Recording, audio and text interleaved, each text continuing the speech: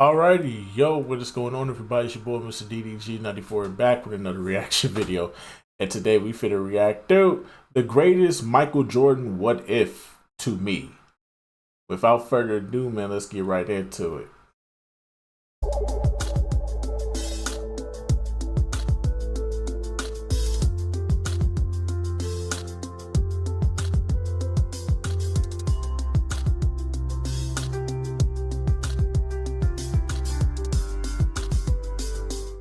As all of you know, Michael Jordan is the most iconic basketball player of all time, and most people agree that he's the greatest player of all time. So naturally, there's going to be a lot of speculation and what ifs tied to his career, and the list of those go on, and I've talked about those for hours on this channel.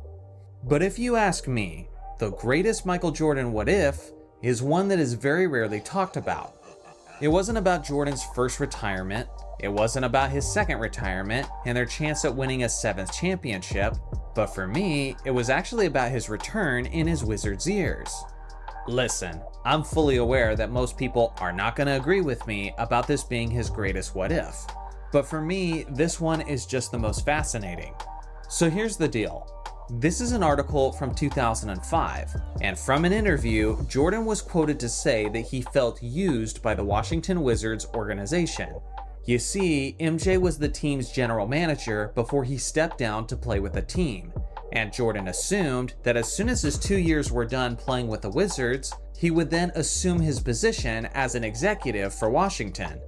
Unfortunately, Abe Pollin, who was the owner of the organization, decided to cut ties with Michael Jordan, almost immediately after he was done playing.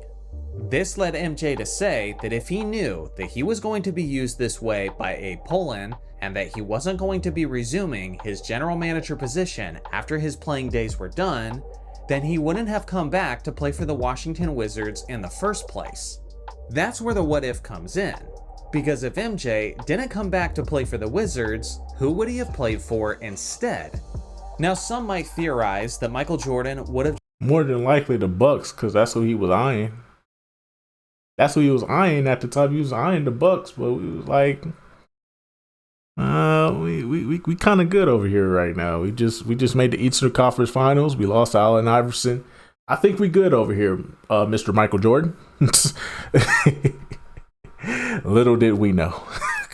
Maybe Michael could have got us there. Maybe Michael could have started a new dynasty in Milwaukee. Who knows? Who knows? Who knows? Just remained retired. And although that is certainly a possibility, I think that is extremely unlikely. MJ has been vocal about the fact that one of the motivating factors for him coming back to play was to prove that he could still compete against some of the best players in the game. And he described it many times as having an itch. He just had that itch that he had to scratch. He had to come back to play the game of basketball professionally because he still believed he had something left in the tank. Personally, I think that itch would have been too strong for MJ to ignore. To know that answer for sure, you'd have to ask MJ. And honestly, if I could ever confront him, that would be the question that I would ask him.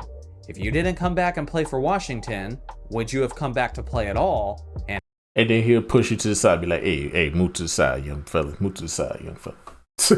That's how Michael Jordan gonna treat. I'm telling y'all, dog. I was in vicinity of Michael Jordan, bro, waiting for my plane to take me back to Milwaukee, bro. I'm sitting in the airport of fucking Carolina, North Carolina.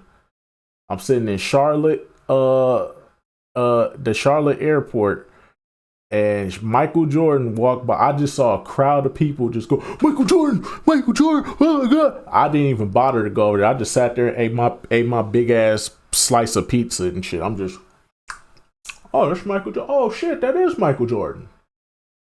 I ain't gonna lie. I kind of made eye contact with him. He made eye contact with me. He looked at me. I looked at him. I just said, it was like, and kept it moving. I did not care, bro. I ain't gonna lie to you. I did not care, bro. He just made eye contact with me. I made eye contact with him back. Like, I know you Michael Jordan. How you doing? I said, I know you Michael Jordan. I ain't tripping though. But I was not going to be like everybody else over there. Everybody else had bombarded him. He was control. Luckily, he had his like security around him though. He had like his 4 big ass security, big Samoan ass security guards too around him, and they was making sure nobody got nowhere near Michael, bro. They was like back. Let Mike through. Let Mike through. Let Mike through. They was not playing, bro. They was not playing, bro. But when me and him made eye contact, and I just said, I'm here to tell you right now, we don't care. Let me tell you, we don't care. I think he was wanting me to get up and be, oh my God, it's Michael Jordan. I'm like, we do not care. Because I know how you treat people, sir. I know how you treat people. But then again, you've been in the spotlight for many years, so it's kind of understandable that as you got older, you kind of get grumpier about the situation because it's like, dog, can I just have a moment to myself? I just want to walk. I just want to walk around in peace. So I understand from Michael Jordan's perspective. I understand because he's been in the spotlight for so fucking long. But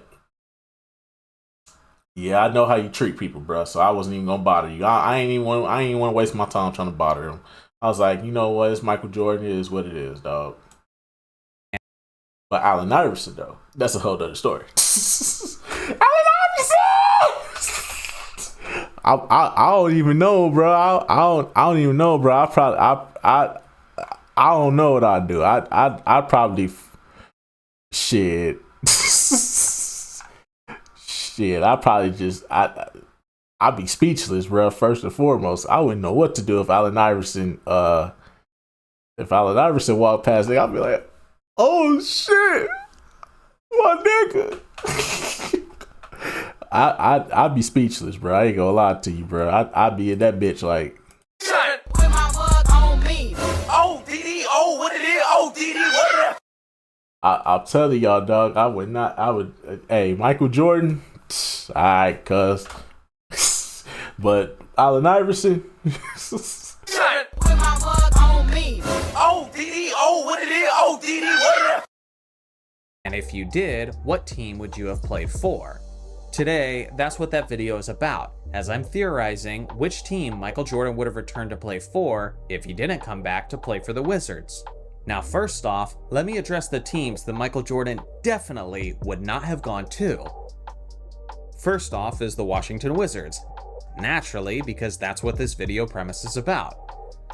The second team is the Chicago Bulls, and this might seem surprising to some, but not really once you understand the context. At the time, Jerry Krause was still the general manager of the Chicago Bulls. Yeah, the Chicago Bulls was 2 packs of ass, so it made sense for him not to come back. The Chicago Bulls 2 packs of ass by this point in time. And him and MJ famously had a very tumultuous relationship. There is absolutely no way that Michael Jordan comes back to play for Jerry once again. The Bulls also still had Tim Floyd as their head coach, which is the guy who was being groomed to replace Phil Jackson, and Krause pushed out Jackson for that replacement. This entire situation would be repulsive to MJ. No matter how strong his itch was, I think Jordan would rather remain retired than come back and play for this organization at that point. The third team that MJ definitely would not have came back to play for is the Indiana Pacers. Oh, without question, he's not playing for Larry Bird. He's not playing for Larry Bird. Like, motherfucker, I used to battle you. Michael Jordan did have a friend on that squad, which was Reggie Miller, and maybe that would have been a nice merger for the 2 veteran stars. But the ultimate deal breaker was the fact that... that's right. Isaiah Thomas was the coach at one point in time. Oh, yeah. I forgot Isaiah Thomas was the head coach. I forgot about that. Isaiah Thomas was the head coach of the Pacers at that point. Everyone knows that Isaiah and Michael had a bitter rivalry on the court, and still hold harsh feelings towards one another even to this day. There's absolutely no way that Jordan would have embraced a situation where Isaiah Thomas is an authority figure above him. Yeah. The fourth and final team that I can say with certainty that Jordan wouldn't have come back to play for was the New York Knicks. Why not? Yes, at some point there was some connections and some rumors between Jordan and the Knicks. But that was before the situation happened with Jeff Van Gundy. Van Gundy was still New York's coach at that time, and Michael was really known to hold grudges. And after Van Gundy's famous con man comments about Michael Jordan several years earlier, I would really have a hard time seeing MJ trusting Van Gundy again in any kind of co-worker relationship. He could have got Van Gundy fired though. As we all know, Michael is a guy who will cut all ties completely if you say something against him personally. Look at his relationship with Charles Barkley as an example. So now that I've addressed all the teams that Michael Jordan would not have come back to play for, who were the most likely teams that he would have come back to play for? First off, the Los Angeles Lakers. He would have never joined the Lakers. He would have never joined the fucking Lakers. The way him and Kobe was talking shit to each other, he would have never came to the Lakers, bro. Jordan is too competitive to play alongside a nigga like Kobe, bro. I know his love for Phil Jackson runs deep, but he would have too much hate. It wouldn't be hatred. It was never hatred between the two, but he would have too much competitiveness in his heart to want to team up with Kobe, bro. He would be willing to take them down and prove that Phil Jackson couldn't really handle. Phil Jackson wasn't really the mastermind that y'all think he is. If any team he would have went to, I could see him going to Portland with Scotty. I could see him say, "Hey, Scotty, make room for me in Portland." Like, all right, hey, we got one. We got him. Don't worry, y'all. We got him. We gonna run it back with the Lakers. Oh yeah, we got him. Got who? MJ.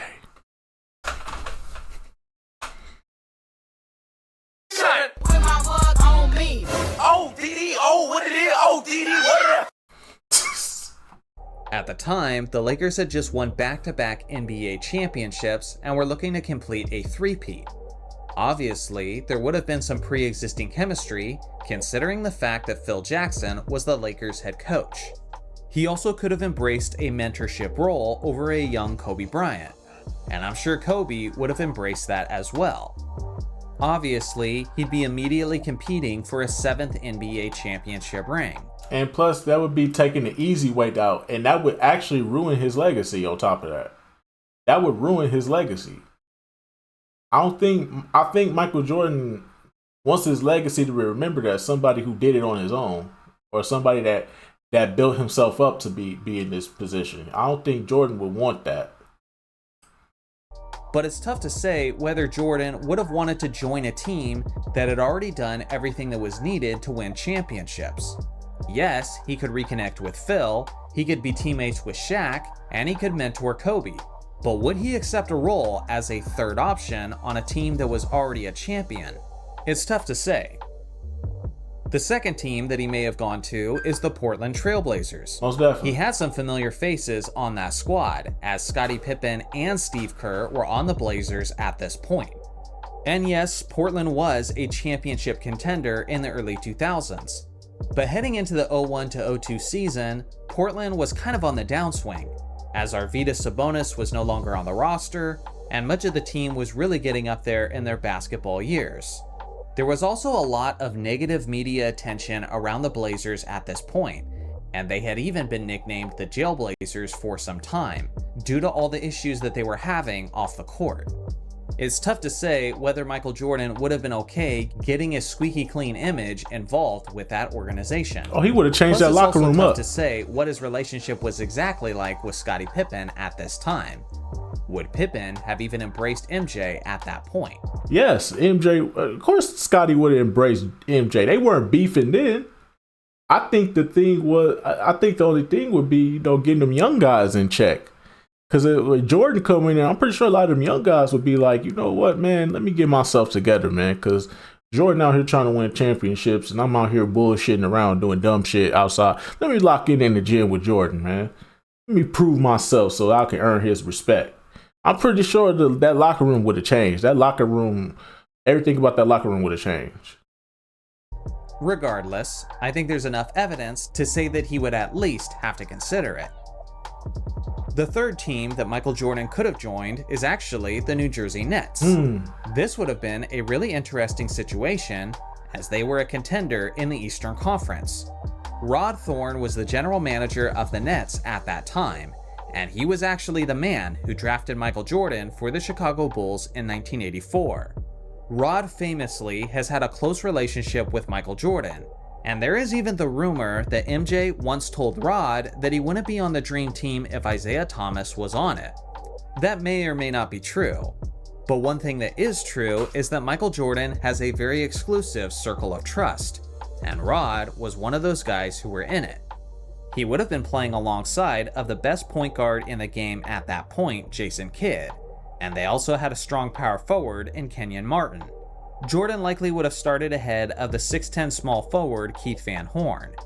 If MJ decided to go back to Rod Thorne and play for the New Jersey Nets, I think they still end up making it to the NBA Finals. But they probably still end up losing to the Los Angeles Lakers.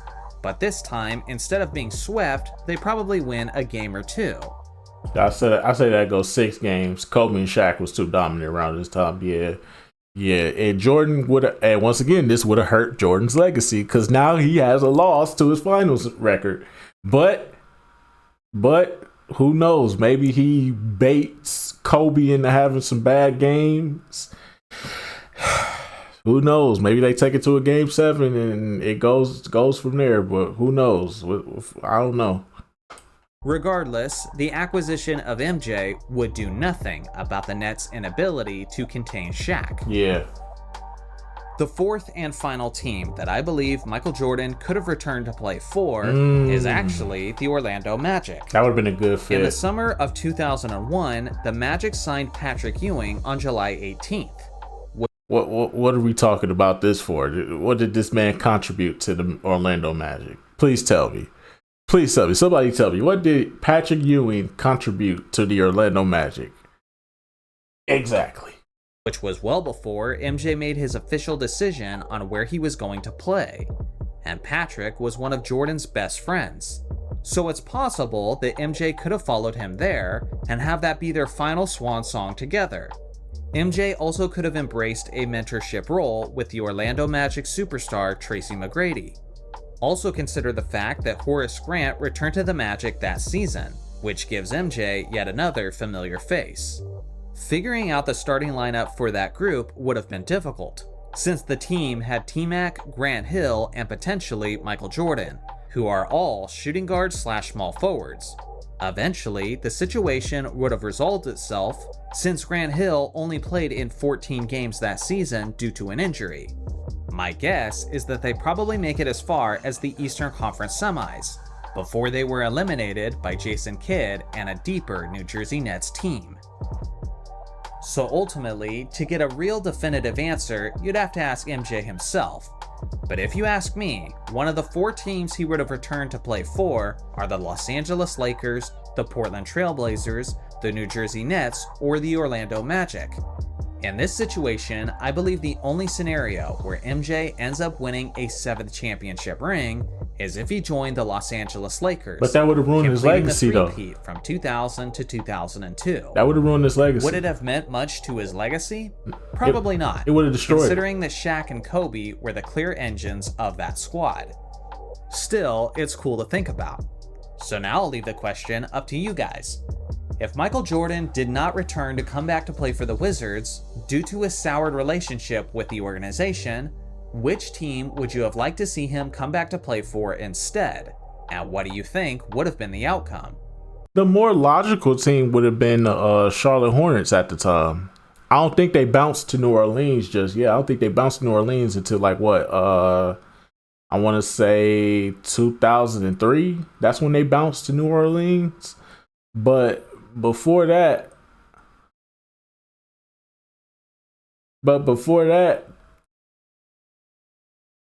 he could have definitely played with the Charlotte Hornets because that was his hometown. He could have definitely been there. That team wasn't even bad, really.